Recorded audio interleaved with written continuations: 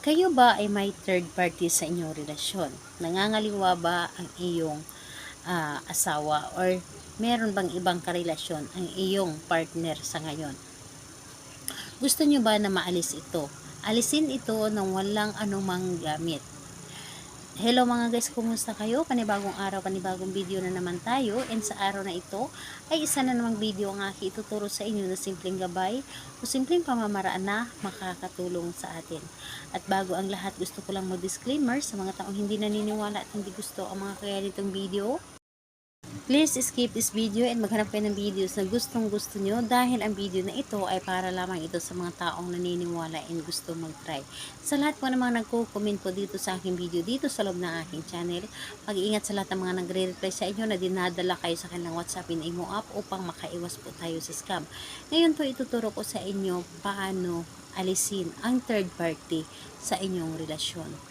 Alam naman natin na ang third party ay isa itong toxic sa ating relasyon. Isa ito nagdadala ng gulo sa ating relasyon na imbes na ang saya-saya natin kasama ang ating partner, merong pumasok. Merong nakigulo sa ating relasyon. So, kaya naman ay gusto natin na mawala ito at mawala yung kahati natin sa ating mga partner na tayo lang talaga ang mamahalin niya at magpupo siya sa atin. Gawa natin ito ng ritual para siya po ay aalis sa inyong relasyon. Yung siya na mismo ang kusang aalis sa inyo or aalis sa buhay ninyo. So, dito is wala tayong ibang dapat na ihanda kundi sarili lamang natin, and higit sa sarili natin kailangan na alamin natin ang pangalan ng third party ng relasyon ninyo.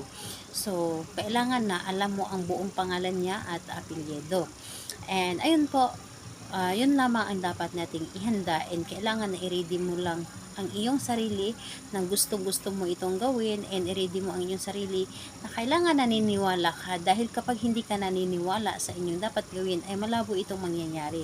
Dapat po ay naniniwala ka talaga at tiwala sa inyong mga ginagawa. So ayun po, kapag ready ka na ay pwede mo na itong simulan. So ganito po, ang gagawin mo lamang dito, mag-relax. So mag-relax ka, umupo ng Indian seat. So, umupo ka ng Indian seat and mag-relax ka. Inhale, exhale.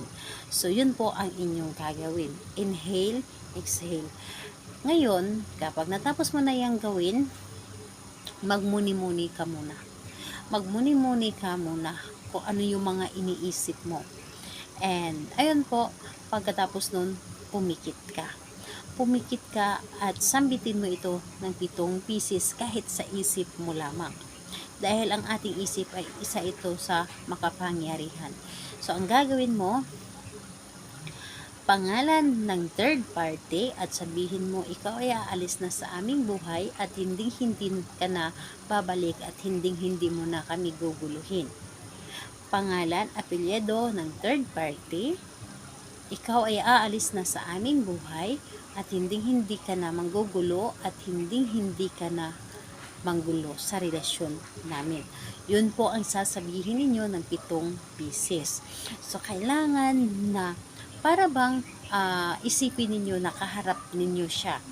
Isipin ninyo nakaharap ninyo siya habang sinasabi mo itong mga words na ito para siya po ay lalayo sa inyo at hindi na ito makisawsaw sa relasyon ninyo.